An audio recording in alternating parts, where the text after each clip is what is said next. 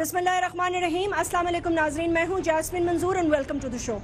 नाज़रीन, आज आप देख रहे होंगे कि जहां पर हम मौजूद हैं वहां पर हज़ारों मजदूर जो हैं वो इस वक्त भूख हड़ताल और एहतजाज, सरापा एहतजाज बने हुए हैं। वजह सिर्फ इतनी सी है कि उनसे उनकी मजदूरी और उनसे उनके हकूक छीने जा रहे हैं।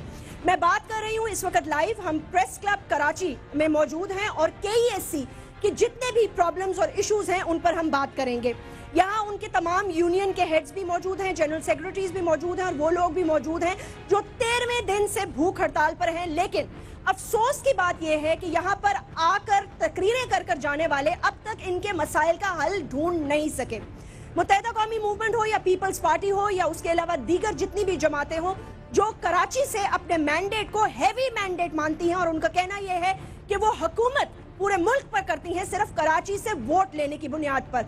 और इसकी एक जायज वजह यह बनती है कि उनका इस तरफ फौरी तौर पर कोई ना कोई जो है उनके नुमाइंदे जो हैं वो आएं और इस इशू को हल करवाएं, क्योंकि ना सिर्फ ये मजदूर और इनकी जो जॉब्स हैं उनका मसला है, बल्कि पूरा कराची सरापा एहतजाज बना हुआ है और आए दिन KESC के लोगों के दरमियान और कराची की आवाम के दरमियान झड़पें होती रहती हैं।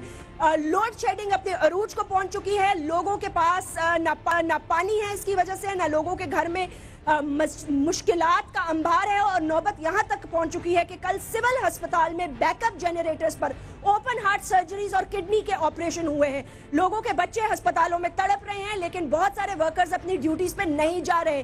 कुछ जो जा भी रहे थे अब 3 दिनों से नहीं जा रहे और उनके मुतालबात क्या हैं इसके बारे में कोई पूछने वाला नहीं है। कल सिंध असेंबली में 2 खवातीन के अंदर झड़प हुई।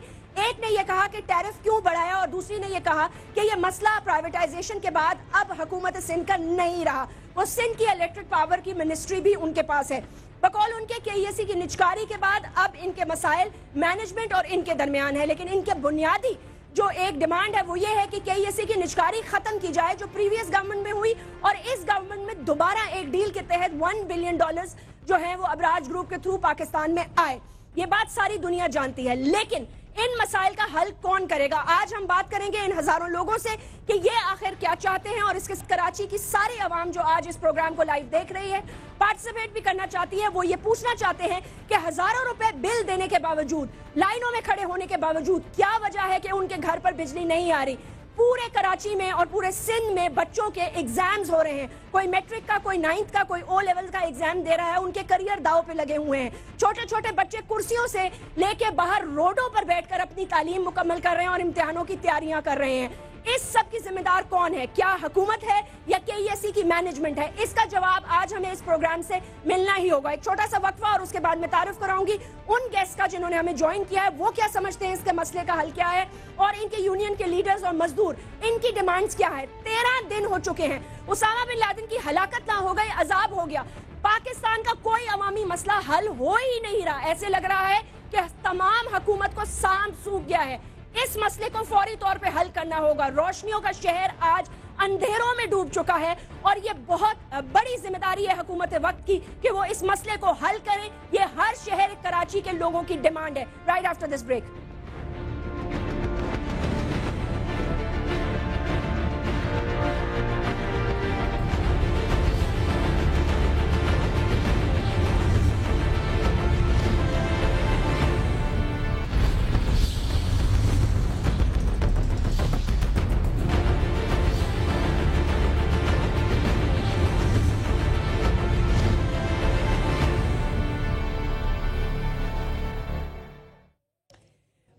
नाज़रीन, जैसे आप देख रहे हैं कि आज हम स्टूडियो में नहीं हैं, यहाँ मौजूद हैं। आइए अपने गेस्ट से मैं आपका पहले तारुफ कराती हूँ जिन्होंने इस इशू को, अवामी इशू को, पाकिस्तान और पाकिस्तान की शहरियों के एक दरीना जायज मुतालबे पे अपना वक्त निकाल के यहाँ आना लाजिम समझा। मैं उनकी बहुत बहुत शुक्रगुजार हूँ। इम्तियाज शेख साहब सीनियर रहनुमा है पाकिस्तान मुस्लिम लीग फंक्शनल के और बहुत ही सीनियर पॉलिटिशियन भी हैं, उन्होंने अपना वक्त निकाला, आए, मैं उनका बहुत थैंकफुल हूँ। बहुत शुक्रिया शेख साहब आपके बहुत शुक्रिया आपने बुलाया और इस इशू पे तो हम उनके साथ शुरू से हैं। और इंशाल्लाह आइंदा भी जब जरूरत होगी हम इनके साथ हैं इंशाल्लाह। बहुत बहुत शुक्रिया नाजरीन। हमने पीपल्स पार्टी से भी कुछ लोगों को दावत दी है, हमें ये इत्तला मिली है कि वो थोड़ी देर में पहुंचने वाले हैं, उनका क्या मौकिफ है। लेकिन सबसे पहले मैं ये आप लोगों को चाहूंगी कि आप इस सारे जरा लोग देख लें। ये हजारों में लोग हैं, बहुत सारे लोगों को तनख्वाहें नहीं मिली, बहुत सारे लोग जो हैं उनके बच्चे जो हैं वो उनकी प्रॉब्लम्स है, मतलब बहुत सारे यहाँ प्रॉब्लम्स और इश्यूज हैं। इनकी इश्यूज की वजह से और मसाइल की वजह से कराची की आवाम को भी उतने ही मसाइल हैं जो मैंने आपको बयान किए। बगैर बिजली के एक मेट्रोपॉलिटन शहर कैसे चल रहा है ये ताबिश गौहर साहब ही बता सकते हैं। मैं एक बात बता दूं, उनका ये पुतला भी यहाँ पे एक लटका हुआ है खंबे के साथ, और ये सारे लोग जो हैं उनके खिलाफ नारे लगा रहे हैं। आप पूछते हैं कि इनके मुतालबात क्या हैं, आप अपना तारुफ अगर करवा दें जी। बिस्मिल्लाहिर्रहमानिर्रहीम।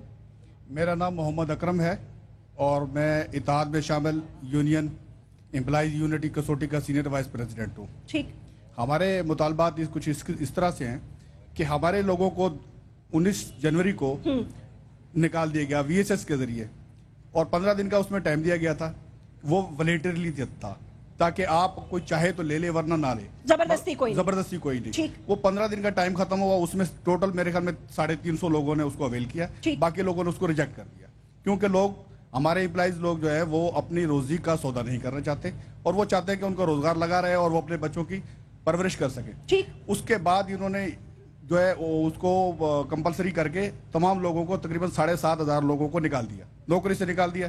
फिर हम जाकर एहतजाजन स्काडा के पास बैठ गए, हमने पुरमन एहतजाज किया, 4 दिन हम वहां पर एहतजाज करते रहे।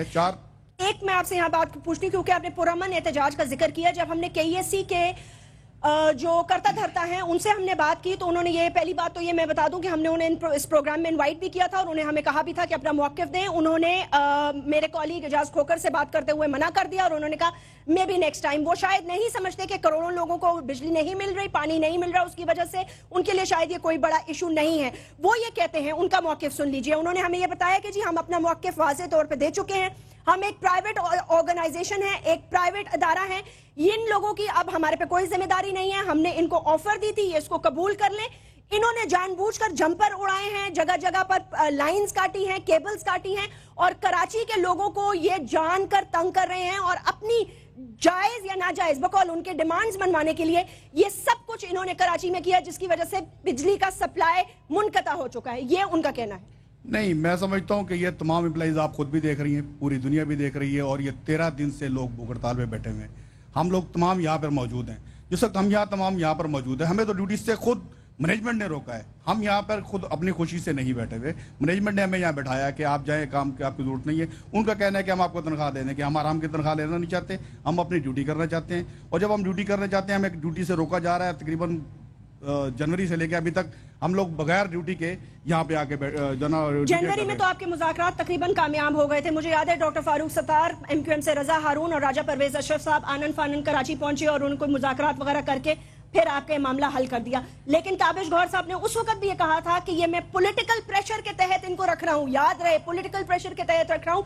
मैं आहिस्ता आहिस्ता इनको निकालूंगा। याद है आपको? जी बिल्कुल, मैं आपको यही वाज़ेह करना चाहता हूँ कि देखें कि वेरी नेक्स्ट डे MD साहब ने अपनी प्रेस कॉन्फ्रेंस में ये कहा कि मैं इनको जो अभी आपने ओपिनियन दिया ये दिया, और उससे दूसरे दिन हमारे सिक्योरिटी डिपार्टमेंट को पूरे को गैर फंक्शनल कर दिया। उससे दूसरे दिन उनको कहा कि आप ड्यूटियां छोड़ दें और हमसे गने छीन ली और हमें जाके कहा कि आप अपने अपने घरों में बैठे या जाके भी जाएं, आपकी हमें जरूरत नहीं है। जबरदस्ती निकाल दिया, जबरदस्ती उनको, हाँ जबरदस्ती उनको निकाल दिया। उसके बाद फिर ड्राइवर्स को, फिर BDs को, इस तरीके से गर्ज ये कि जितने लोगों को बहाल किया था पॉलिटिकल प्रेशर की वजह से, ठीक उसी तरीके से उन्होंने, जिस तरीके से उन्होंने प्रेस कॉन्फ्रेंस में कहा था बतरीज हम निकाल देंगे, उसी तरीके से हमें गैर फंक्शनल करके यहाँ बैठा दिया। मैनेजमेंट से किसी ने आपसे कांटेक्ट किया? नहीं, अभी तक हमसे किसी ने कोई किसी को कोई राब्ता नहीं, कोई कांटेक्ट नहीं। एक मिनट, मैं एक छोटी मैं वापस आपके पास आऊंगी। आप सॉरी, माजरत, आपको जरा खड़ा होना पड़ेगा। आप अपना तारुफ कराइएगा भाई।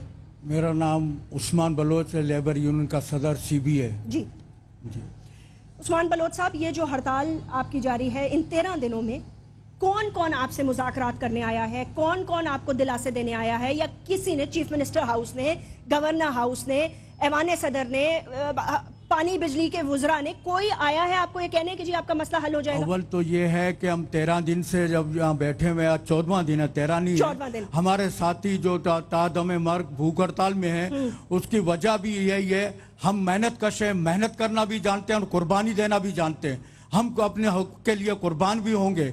अभी देखें कि 14 दिन में ना कोई मैनेजमेंट का आदमी आया हमसे मुज़ाकरात करने। सीबीआई का यह हक होता है कि मैनेजमेंट का कोई नुमाइंदा आके बात करे कि भी मसला क्या है आपके लिए। और गवर्नमेंट के नुमाइंदों की बात कर रहे हैं, गवर्नमेंट की तरफ से हमारे यकजहती के लिए वज़रा शाजिया मरी साहिब आई हैं, रफ़ीक इंजीनियर साहिब आए हैं और ताज हैदर साहब से मुज़ाकरात हुए हैं। लेकिन हमारे यहाँ मुख्तलिफ ट्रेड यूनियनें आई हुई है और सियासी लोग नतीजा अभी तक कुछ भी नहीं निकला है, कोई नहीं निकला, कुछ भी नहीं निकला नतीजा अभी तक। हम चाहते हैं कि हमारे मुतालबे पूरे होने चाहिए। हमारे 4000 4500 जो मेहनत कश है उनको ड्यूटी पे नहीं ले रहे हैं, उनको ड्यूटी पे लेना चाहिए।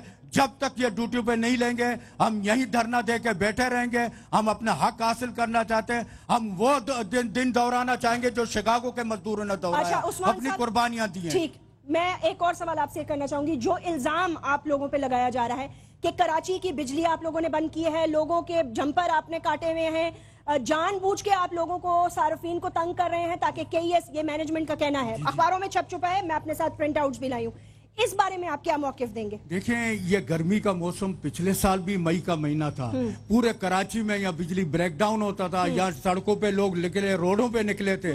क्या उस वक्त भी इन्हीं मजदूरों ने, यही मजदूरों ने मार खाया? इन्हीं मजदूरों को लोग मारते थे क्योंकि बिजली नहीं होती थी। हमारे वर्कर जाते थे काम करने के लिए, इनको मार पड़ती थी। क्या उस वक्त भी हमारे कारकुनों ने जो बिजली जंपर उड़ा दिए या केबल काट लिए? आपने नहीं किया? नहीं, बिल्कुल हम इस चीज को सरासर हमारे ऊपर इल्जामात हैं, ये गलत है, ये झूठ है। ठीक है, अब मैं बहुत शुक्रिया आप, मैं अखलाक साहब के पास भी जाऊंगी। वो क्या कह रहे हैं? अच्छा एक सेकंड जी, आप अपना अगर तारुफ करा दें। मेरा नाम शहजाद खान है, मैं जनरल सेक्रेटरी हूँ KEC लेबर यूनियन CPA। ठीक है शहजाद साहब, बहुत शुक्रिया। कुछ बताएंगे इस सूरत हाल का आखिर हल क्या होगा? देखें, जितना आप तकलीफ में हैं उतना ही आप जानते हैं, आप ये सब आप भी अपने बच्चों के लिए कर रहे हैं, ये भी अपने बच्चों के लिए कर रहे हैं। हर आदमी जिसके साथ पेट लगा है वो अपनी औलाद के लिए, अपने घर वालों के लिए ये जद्दोजहद करता है। कल सिविल अस्पताल में इमरजेंसी ऑपरेशंस जो हुए हैं वो बैकअप जनरेटर्स पर हुए। कोई कस्टमर केयर में टेलीफोन उठाने वाला नहीं है। बच्चों के इम्तिहानात हो रहे हैं। शहर कराची में मतलब है कि एक मुसीबत बन गई है, आप लोगों के लिए भी और शहरियों को भी उतनी परेशानी है। इसका हल क्या है?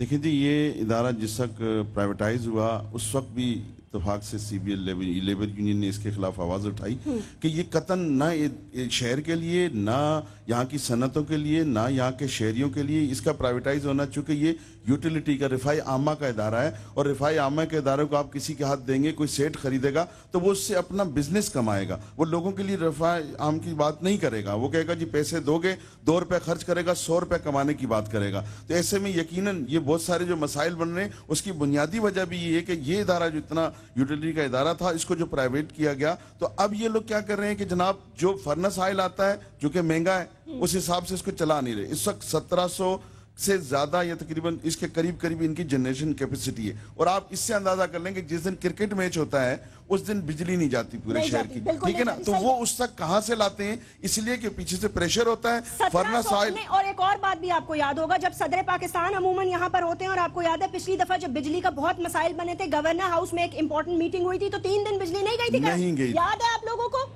याद है ना? ये गवाह है सारे मजदूर के, 3 दिन बिजली नहीं गई। 1700 आपने कहा कैपेसिटी है, ये जान के इस्तेमाल नहीं करते? बिल्कुल, फर्नेस ऑयल इस्तेमाल नहीं करते, गैस पे करते हैं, गैस पे इनको सस्ता पड़ता है। लेकिन ये पैसे फर्नेस ऑयल के हुकूमत से सब्सिडी भी लेते हैं, है ना, और कंज्यूमर से भी ले रहे हैं। टैरिफ आप देख लें इतना इंक्रीज कर दिया, क्योंकि जब ये प्राइवेटाइज हुई तो इनकी कोई अंडरस्टैंडिंग थी कि इतने साल तक ये टैरिफ नहीं बढ़ाएंगे, लेकिन तेल की मद में गवर्नमेंट सब्सिडी भी दे रही है और ये टैरिफ भी इंक्रीज करते जा रहे हैं। यहां तक कि इन्होंने पिछले दिनों नेपरा से एक इंक्रीज ली कि हमारे पास 7500 मजदूर ज्यादा हैं, अगर 15 पैसे यूनिट के हिसाब से आप हमें दे देंगे तो हम उनको एकोमोडेट कर सकेंगे। तो नेपरा ने 15 पैसे इनको बढ़ा दिए। 1 अरब और 49 करोड़ रुपया सन 2009 से लेकर 2010 तक ये ले चुके। वो ये 7500 मजदूर हैं? जी हाँ, जिनकी मद में पैसे नेपरा से लिए, नेपरा से ले चुके और उन्हीं को निकाल रहे हैं। उन्हीं को निकाल रहे हैं। ठीक है, तो अब आपका दो मुतालबे जो फौरी तौर पर आप चाहते हैं 24 घंटे के अंदर अंदर चीफ मिनिस्टर साहब हल करें।